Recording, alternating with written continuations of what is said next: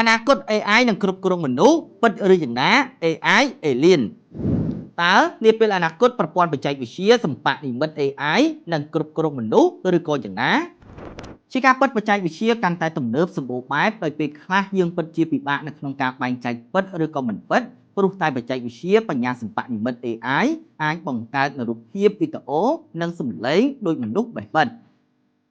បងប្អូនសម្រាប់វីដេអូនេះខ្ញុំនឹងលើកយកការទស្សន៍ទាយរបស់អ្នកគ្រូសន្លឹកបៀមួយរូបនិងឯកសារស្រាវជ្រាវបែបវិទ្យាសាស្ត្រមួយចំនួនទៀតមកជម្រាបជូនប្រិមិត្តដើម្បីធ្វើការពិចារណាថ្ងៃអនាគតនិងការវិវត្តនៃបច្ចេកវិទ្យាផ្សេងៗពិសេសគឺ AI អាចនឹងជំនួសការងាររបស់មនុស្សទាំងស្រុងឬក៏យ៉ាងណាតើ AI គឺជា alien ដែលនឹងអាចប្រែមកជាអ្នកគ្រប់គ្រងមនុស្សយើងឬក៏អត់ប្រិមិត្តបើតាមការវិវត្តបច្ចេកវិទ្យាពីសម័យកាលទៅមួយសម័យកាលក៏បានជំរុញដល់ការបំពេញនូវកិច្ចការងារផ្សេងៗឲ្យកាន់តែមានភាពងាយស្រួលឆាប់រហ័សនិងមានប្រសិទ្ធភាពផងដែរនៅសម័យកាលនេះបច្ចេកវិទ្យាចុងក្រោយដែលយើងហៅកាត់ថា AI ត្រូវបានបង្កើតឡើងប្រើប្រាស់ទៅតាមវិស័យផ្សេងៗជាច្រើនទាំងវិស័យសុខាភិបាលវិស័យស្ថាបត្យកម្មវិស័យអប់រំនិងវិស័យផ្សេងៗទៀតពលគឺ AI បានបម្រើមុខងារដូចជាការបង្កើតនូវរូបភាពអគារថ្មីៗផ្នត់គំនិតប្លែកៗនៅក្នុងការរចនាអគារការផលិតនូវវីដេអូ AI និងការនិយាយជាភាសាខ្មែរឬភាសាដទៃទៀតបានយ៉ាងល្អដែលធ្វើឲ្យពិបាកនៅក្នុងការបែងចែកថាមួយណាពិតឬមួយណាមិនពិតរហូតដល់បងប្អូនខ្មែរយើងពិសេសគឺអ៊ំលោកតាលោកយាយដែលធ្លាប់ចាញ់បោក AI ផងដែរ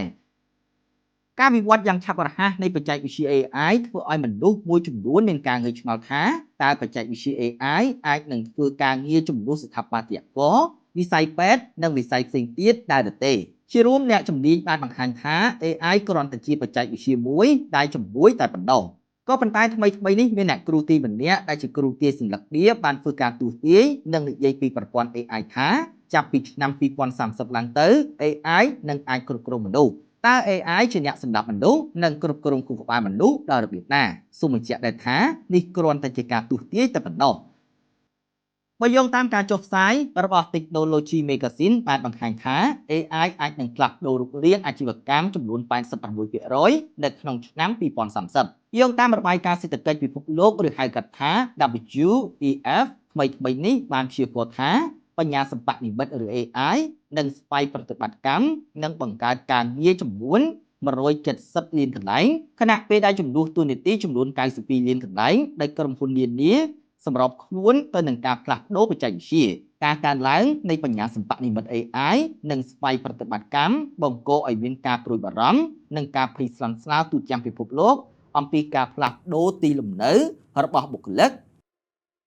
ប៉ុន្តែនៅការស្រាវជ្រាវថ្មីបានបង្ហាញថាបច្ចេកវិទ្យាទាំងនេះអាចបង្កើតឱកាសច្រើនជាងអ្វីដែលពួកគេបានលុបបំបាត់ចោលការផ្លាស់ប្ដូរនេះបានលាតសន្ធឹងហួសពីវិស័យបច្ចេកវិទ្យាដែលប៉ះពាល់ទៅដល់ឧស្សាហកម្មចាប់ពីការផលិតរហូតដល់ការថែទាំសុខភាព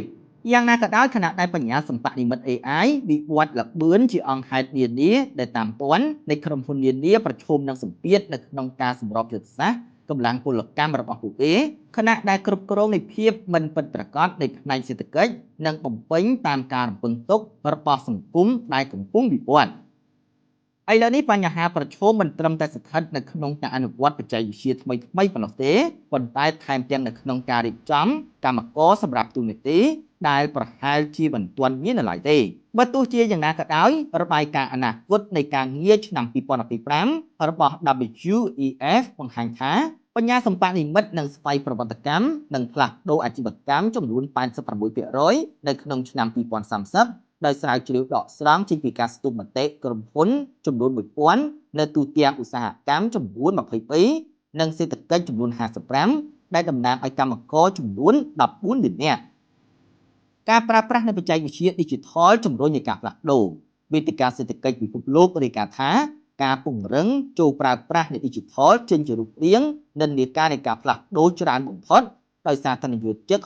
60% រំពឹងថាវានឹងផ្លាស់ប្ដូរអាជីវកម្មដែលពួកគេនៅក្នុងឆ្នាំ2030ដែលបង្ហាញពីការទទួលយកបច្ចេកវិទ្យាថ្មីៗនៅគ្រប់ជំនាន់និងគ្រប់វិស័យឧទាហរណ៍ការវិនិយោគទៅលើ Gen AI កើតឡើង8ដងចាប់ពី OpenAI